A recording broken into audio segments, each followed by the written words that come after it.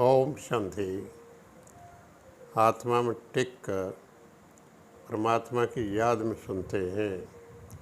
26 मई की मुरली में 4 सब्जेक्ट रूपी मक्खन। बाबा ने कहा है मक्खन से शक्ति मिलती है, तो आइए शक्ति ग्रहण करें। सार है, मीठे बच्चे निश्चय बुद्धि बन, बाप की हर आज्ञा पर चलते रहो। आज्ञा पर चलने से ही श्रेष्ठ बनेंगे। ज्ञान शिव बाबा है रूहानी बाप और प्रजापिता ब्रह्मा है जिस्मानी बाप। बाप बैठ समझाते हैं, तुम भारतवासी देवता थे, तुम्हारी सूरत मनुष्य की सीरत देवता की थी। आत्मा निराकार है, फिर साकार शरीर द्वारा बोलती है। निराकार तो बोल नहीं सके। शिव बाबा कहते, मैं इस ब्रह्मा तन में आता हूँ तब तो ब्राह्मण धर्म की स्थापना हो। ब्रह्मा द्वारा रचना होती ही है ब्राह्मणों की। बाप ब्राह्मण बच्चों को ही समझाते हैं। जन्म जन्मांतर हम देवताओं की महिमा गाते आए हैं। अब हमको श्रीमत पर ऐसा बनना है। राजाई स्थापना होनी है, पुरुषार्थ अनुसार नंबरवार बनेंगे। राजाई में प्रजा, नौकर, चाकर, चंडाल आदि सब चाहिए। बेहद का बाप बेहद की बातें समझाते हैं। हम भविष्य के लिए पुरुषार्थ कर उच्च पद पाएंगे। आगे चल सब मालूम पड़ेगा। इसको ही ज्ञान का प्रकाश कहा जाता है। रोशनी मिलती जाती है।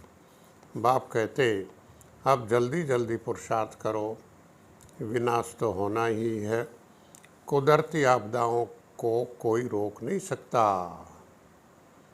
यह कोई नई बात नहीं, कल पहले भी ऐसे हुआ था।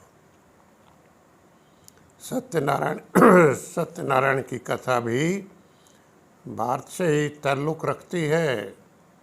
सुनेंगे भी वह जो नर से नारायण बनने वाले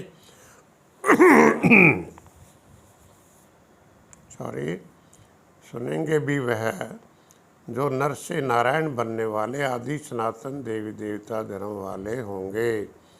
ये सारी मनुष्यों की दुनिया लंका है। सब दुखी शोक वाटिका में है। शोक वाटिका है क्या? कलयुग, जहाँ दुखी दुख है। अशोक वाटिका है सतयुग, जहाँ कोई शोक नहीं। बाप भारत में ही आकर बच्चों को जगाते हैं, नरकवासी से पावन स्वर्गवासी बनाते हैं। हम सब ड्रामा के एक्टर्स हैं, इससे कोई भी निकल नहीं सकता। ड्रामा के चक्कर में आना ही है। योग के सब्जेक्ट पर याद में रहो तो खाद निकलती जाएगी।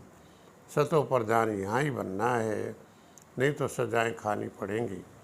शिव बाबा कहते, माँ में कम याद करो और संग तोड़ एक संग जोड़ो और स्वदर्शन चक्कर फिरता रहे। बुद्धि योग कहीं भी भटके नहीं। यह है ही राजयोग, जिससे राजाई मिलती है।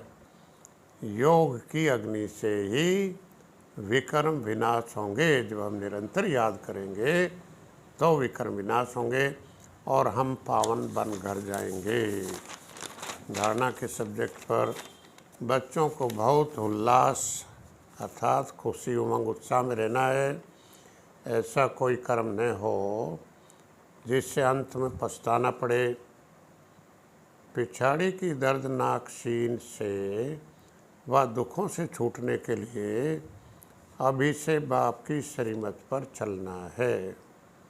वरदान सदा मर्यादाओं की लकीर के अंदर रहने के लिए, सदा मर्यादाओं की लकीर के अंदर रहने की केयर करने वाले हैं। मर्यादा पुरुषोत्तम भव, मर्यादाओं की लकीर के अंदर रहने का ध्यान करने वाले। बाबा कहते हैं मर्यादा पुरुषोत्तम भव। बाबा जो नियम बनाए, जो सवेरे से रात तक के लिए जो भी मर्यादाएं मिली हैं, उसकी लकीर के अंदर रहते वह चीयरफुल अर्थात हर्षित सवते रहते हैं। सेवा के सब्जेक्ट पर जो राजाई पाने का पुरुषार्थ करते व दूसरों को आप समान बनाने ऐसे ईश्वरीय सेवा में लगने वाले बच्चे सच्चे सच्चे खुदाई खिदमतगार हैं। जो आप समान बनाते हैं, तुम्हारा फर्ज है शिव बाबा की याद दिलाना।